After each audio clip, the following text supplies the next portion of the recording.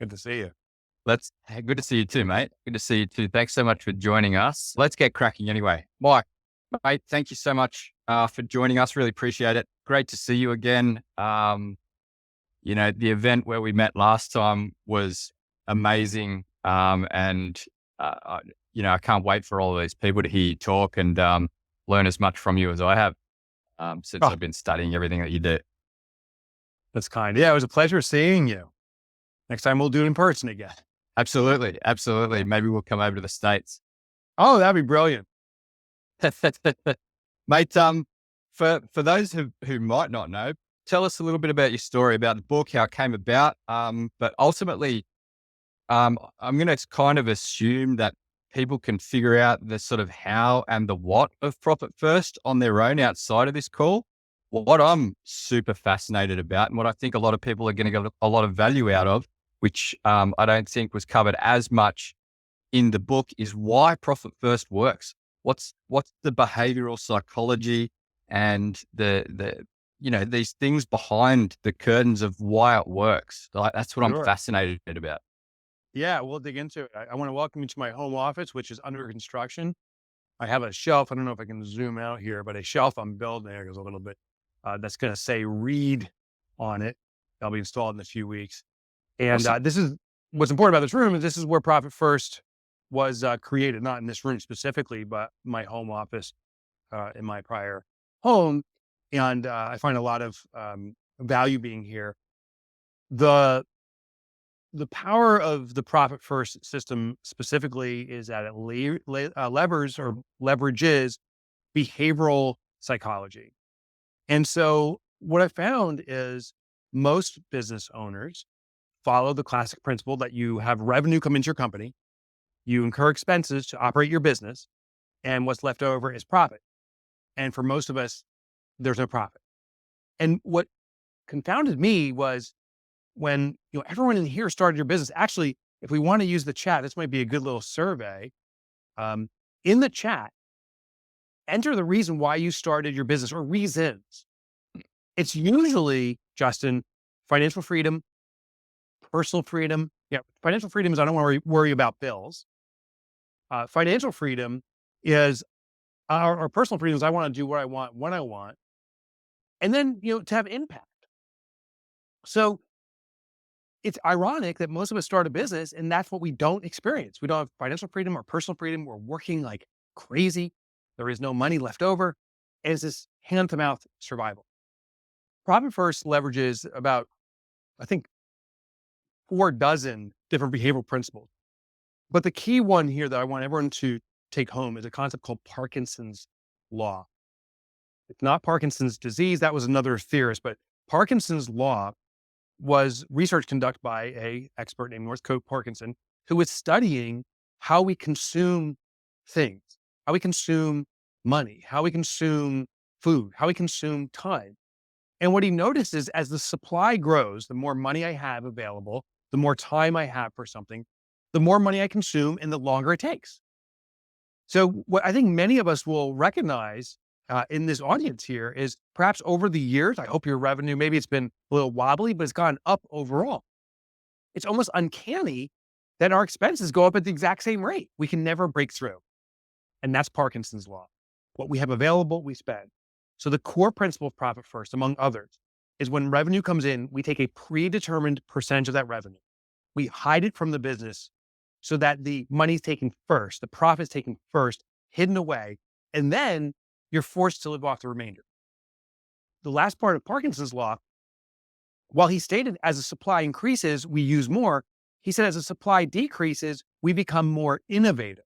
We find ways to get by. If you remember the days prior to what you're doing now, back in maybe the university days or something, you didn't have much money. You probably had a pretty good life. You were able to figure things out financially.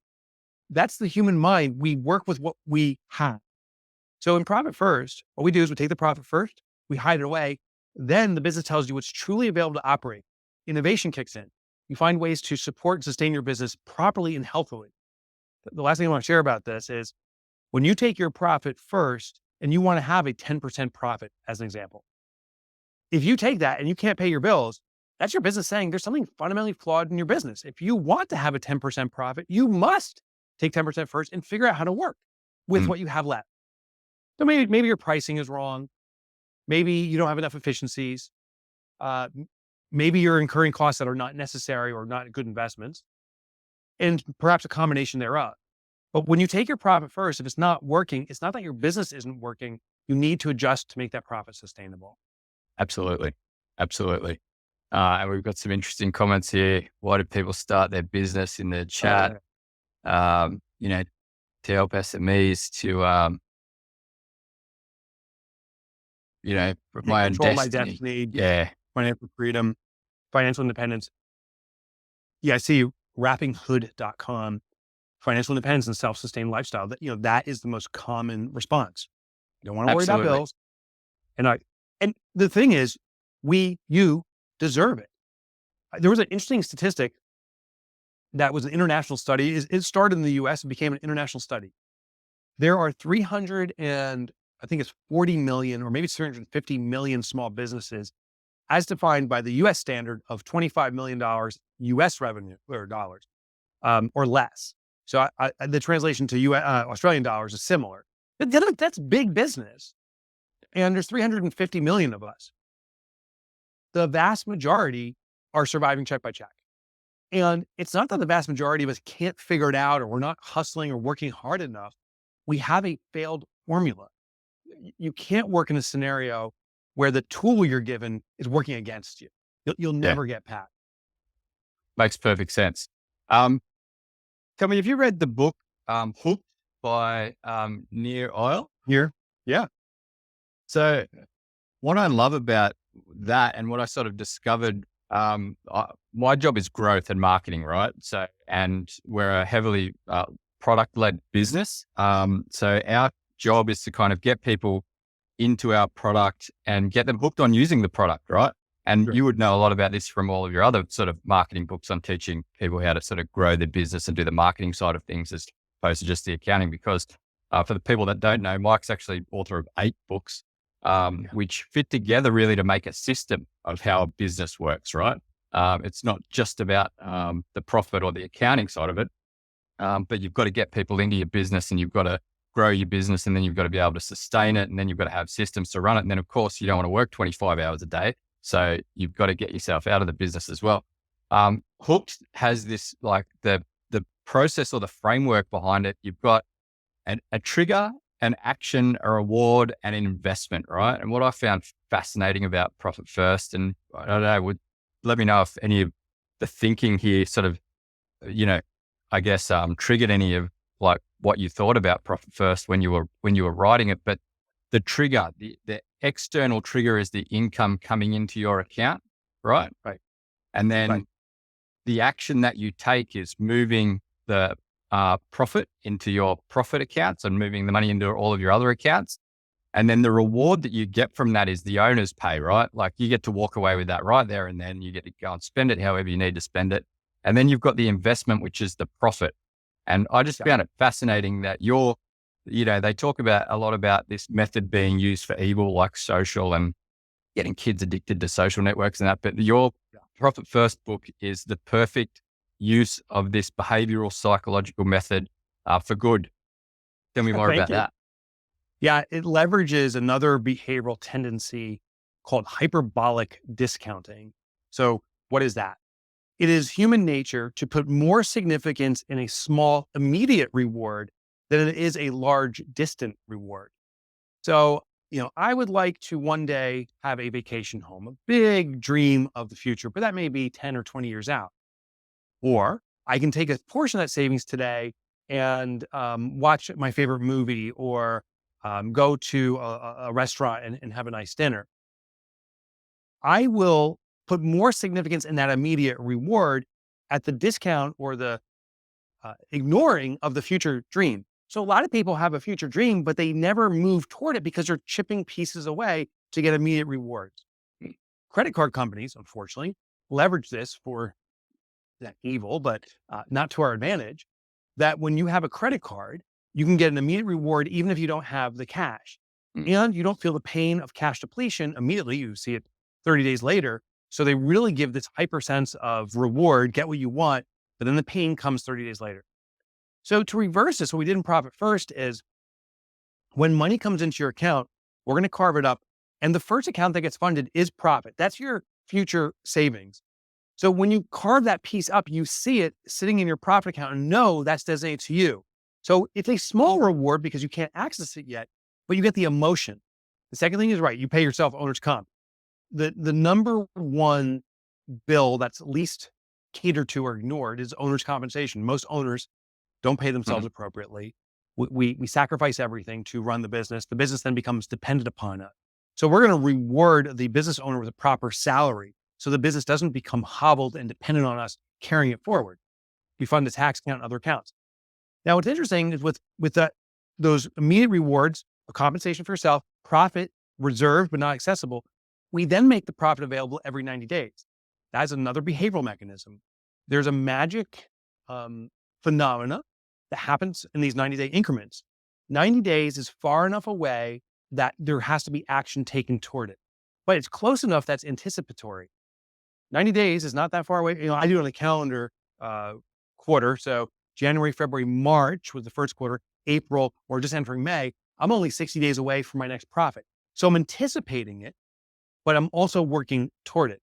And then I'll get a reward in every 90 days of that profit being distributed. And there's technicalities. We don't distribute all of it. And I can explain that if we want to dig into it. But it's getting into this reward rhythm. And to your earlier point, Justin, it's very similar to the gaming psychology. They're the most addictive drug in all of humans is not, fentanyl or whatever. It is dopamine, serotonin, any of the oxytocin, anything that ends with an "in," it seems like our brain floods with this. And so in the scenario with credit cards, we get this flood, like, oh, I have possession of this thing. And then the pain comes afterwards.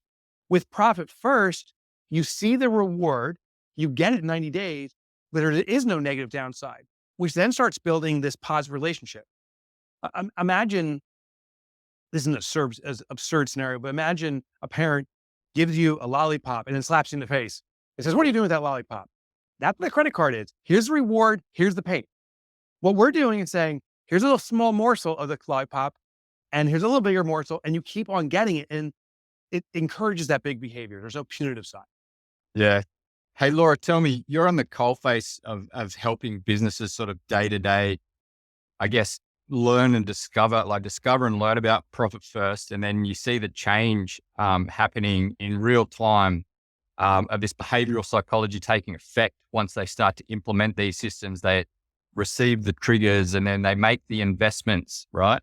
Tell me, what does that change look like on a sort of real short scale? Yeah, so it's really interesting because you see human behavior come to the forefront as soon as Profit First is implemented. And the key is actually to implement it quickly rather than slowly, because as humans, if we delay what this clarity is of moving money around into the accounts and knowing what we can spend and that sort of thing, then we'll drop it. It just doesn't work. And so what I see happen is people will do it and they'll notice that there's only a certain dollar figure in the profit account. And they're like, oh, I want more of that. Or the OPEX is too low for the bill that's coming in. And so what can I do? So instead of sitting there and, stealing from themselves, which we normally do when we're working out of one bank account, because we go, oh, we'll get money in and I'll pay that back at a future time and it'll all be okay. And it never is because we're humans. Yeah, and so we don't have control. Yeah, totally. And so instead we get innovative. We go, okay, so what can I do now? Can I increase my prices by 1%? Can I wait to pay the bill? Can I have a conversation that's hard and then actually have the money come in and that sort of thing? And so the clarity that comes with it, but then the motivation that actually pushes a person to make different decisions because we know exactly where we stand. Yeah. And from there, we see people actually earn more money than they've ever earned before. We see people do things and get closer to their goals than they ever have before. Because as Mike said, normally the goal is like a year, 3, 5, or this thing that we want that we never actually get closer to, because it's great to have these grandiose goals that, if we don't get to, but we get our instant gratification, it's okay. And that changes it completely. It actually rewires people's brains. It's so awesome to see. Yeah. Amazing. Amazing. Yeah. It's funny. Like all of the research that we did, leading up to launching Thriday indicated that, 70+% of businesses don't want to grow for the sake of growing, right? They just want exactly what was mentioned in the chat earlier. They want a self-sustaining business with enough money that they can sort of do the things that they want and need to do. And I guess what Profit First does is shows you exactly how much money you need for that self-sustaining lifestyle, and then gives you the system and the framework to be able to reach it, first of all, and then to be able to stay there and keep it where it needs to be without completely ruining the rest of your lifestyle by sucking up all of your time. I agree. And I would argue most people are excellent with money, but we say the reverse. Like, I'm horrible with money. I stink. I'll give you the proof right now for our audience. And maybe if you want to participate in the chat, I'd love to hear this. I bet you've always been able to get by. Always. Meaning you're here today on today's call. You found a way to fiscally, financially survive. And it may have not been pretty all the time, but you're here. And so if that speaks to you, if you've always found a way, put yes in the chat, because I think that'll be a good little survey. And if I may be presumptuous, I think that's true for most of us. And you are really good. If you're really good at just getting by, Profit First intentionally takes your profit first. It puts you back in that getting by stage. And so now you actually have money piling up. So look at a lot of yeses coming in, Caroline, Justin, and Jerry. Yeah, you're human and you're great at handling money. You've proven it because you've gotten here. That's a big deal. And I think we discount that. So what Profit First will do is, to Laura's point, we take your profit, we remove it from your organization. You have to run off the remainder. If you want to have a 10% profit, the remainder is what you must work off of. And your mind will start crunching and calculating. The magic, though, is when the confidence kicks in and you start seeing the win after win. So to Laura's point, you must implement it immediately. That's the hardest phase, is getting it set up, getting the right account set up, and doing that first allocation. And then you start seeing this money accumulate. And then 3 months later, you're like, well, what if I tried a little more in my percentages? Well, if there's more profit or more compensation to myself, and your business will find the right operation. There's a saying, I think it's like a Hindu saying, when's the best time to plant a tree? 40 years ago. When's the next best time is today. Profit First is the same thing, but different than a tree, you will see growth day one. And it may not be magnificent, but you are going to see dollars set aside to profit on day one. And dopamine, serotonin, oxytocin all gets released. And the mind is like, I want to replicate that because it feels good. We do it again and again. And there's some people, I know I saw Najma mention doing it for, I think she said 9 years. It's transformative. And it becomes almost addictive in a positive way. You want to stick with this. Absolutely. Absolutely. Now, another line you've got, which I love, because I love these short one-liners that can just stick in your mind. Profit is a habit. Now, there's another amazing book which delves very, very deep into habits, right? It's Atomic Habits by James Clear. Oh, fantastic. Yeah. Yeah. And I love his process, right? Make it obvious, make it attractive, make it easy, and make it satisfying. And again, long before, I believe before Atomic Habits came out, Profit First came out. Is that correct? Yeah. Yeah. I beat James to the punch. Yeah. You nailed it for him. Killed it. Yeah. He learned it all from me. Yeah. But yeah, again, like it's, these scientific processes that people have gone and delved into and sort of come up with, that formula exists within Profit First. And it is all of those things. It's obvious, it's attractive, and it's easy, and it becomes super satisfying. Like, talk me through each of those steps. Yeah. I think there's a compulsion toward complexity, meaning if something's not working for me, maybe I need to add more complexity. And I think that with complexity, we are giving ourselves the ability to not achieve the outcome we want. Meaning, the more complex my financials get, I can say it's too much for me. That's why I'll never get there. And we allow it to be a form of an excuse. I think I don't remember. There is a theorem. I can't remember the name of the theorem, but basically the essence of it is generally the more simple the solution, the more likely it is to be effective.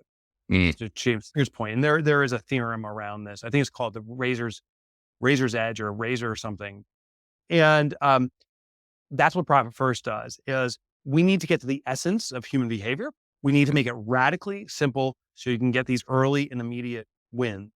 Mm. Here's the greatest irony, Justin, and Laura experiences this too. At the end of every year or the quarter, when taxes are due, I get the most communication around that. It's something I didn't anticipate, but looking at the behavioral componentry makes total sense. So there's another behavioral component called loss aversion. Loss aversion is once I possess something, it is of more significance to me than when I didn't possess it. Mm. And I'll make a bigger effort to retain it. So classic example is a vehicle. I buy a new sports car. I've always dreamed of it. And it's been at that dealership for years and I've been dreaming to get it and finally pull the trigger. Now I just had enough money. I buy it. And now I get a call from that dealer saying, you aren't making your payments. We're going to repossess the car. So what do? I get a second job. I take it off insurance. I park that baby in my garage. I'll never drive it because it's mine. Now, here's what's funny. I could have had a second job when I wanted to buy the car in the first place, but I didn't do it. Mm. Only when there's a threat of losing something that we do extraordinary and sometimes not so smart things. Well, with taxes, imagine I come up to you like, hey, Justin, good to see you. Thanks for having me on the webinar today. I just wanted to give you a little gift. Here's $100. You may look at it and be a little bit off-put and say, well, that's kind of weird, but okay, thank you. And then what if the second scenario is the same thing? I go, hey, Justin, here's $100. Oh, I need $40 back. It's kind of a tax. Mm. There's a weirdness, a double weirdness, because you've gotten money and now I'm taking back a piece. Mm. Or what if I just gave you $60 in the first place and said, hey, here's $60. Thanks for doing this. Okay. When there's just a reward without a return, it's much more positive. So the first scenario, the 100 or the $60, either one, even though it's a lower amount, the fact you were just given to it and nothing was taken back, it's a win. Mm. Ironically, in scenario 2, you netted the same amount as scenario 3, $60, but there's this experience of loss. Mm. Your car is going to be repossessed. With Profit First, the problem people have with taxes, and this is an international phenomenon, is the tax company tax entity comes a knocking and says, give me your money. And then we're like, you're taking from me. I just worked so hard and you're taking from me. In Profit First, we reserve the tax proactively. And the argument is similar to a sales tax or a VAT tax or GST, that you have a responsibility to reserve this money for the government. Well, there's also an income tax. And I am acting as an agent for the government, if you will, for the income I'm earning. So when this money comes in, I take a predetermined percentage, my income tax, hide it away in the business as a tax reserve. And then when the tax man comes knocking, it doesn't come out of my pocket. It comes out of the business's pocket. Mm. And it may sound like a shell game. It's like, oh, you had the money, but you moved it here. It is logically a shell game. Behaviorally, there is no loss aversion, and we act much more logically. So it's tax time that Laura and I get all these emails saying, I can't believe it. I just pay taxes. My business paid my taxes for me. This is so exciting. Or the taxes were, there was some money left over. I'm getting a reward. And that's the behavioral component. It almost feels good to pay your tax when you're in a situation like that. Right? Yeah, if I could jump in on this, Absolutely. because I actually received an email yesterday in my other business, and we deal with tax all the time. And it was, I don't actually need to minimize tax. I've got more money than what I actually need, because what normally happens at this time of year in Australia is all of that tax minimization strategies. Pay this amount of money to reduce your tax, when really you're spending a whole heap of money you didn't have in the first place to reduce the tax. That if you just put a percentage aside from the beginning, you'd have more than what your bill is. And it was so interesting to see that this person that I'd worked with for years, year after year, every single year was like Groundhog Day. I don't have enough money. What can I spend to be able to reduce my tax? How can I minimize my tax? All of those things. And then this was the first year where they had implemented Profit First properly and quickly. And they came back and they're like, I've got a surplus. Can I take that? And you can do my tax immediately. I don't need to wait next year. Do you know what I mean? So that had already changed a person's mindset around everything, because tax minimization really is BS. It is getting you to spend your money when you generally don't have it or before you need something, to then delay paying the tax office, which kind of blows my mind. Yeah, absolutely. I remember many, many years ago when I was in the army, I was talking to a friend about buying an investment property. And I don't know, we were talking about, negative gearing and all that kind of stuff. And he said, mate, no one ever went broke making a profit. So that stuck with me as well. Good line. That's a good line. Cash flow is key. Yeah, Regardless, like if you're paying tax on it, then you're winning really. that's right. Tell me, you know, the other line I like is, even if you have to start with $1 of profit, it's the mindset of putting that dollar into that profit account and then building that up over time. Like, tell me about that. Someone in a situation where it feels impossible, but it's not. Talk to me Yeah. about that.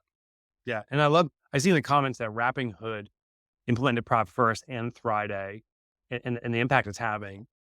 It's interesting. I can't speak to their story, but I strongly suspect that first profit may have been the most joyous because it was for me. I've done this now for over 15 years. And so I've had 60 plus profit distributions because I do it every quarter. But I remember the first one that came out and it was $8, literally $8 of profit.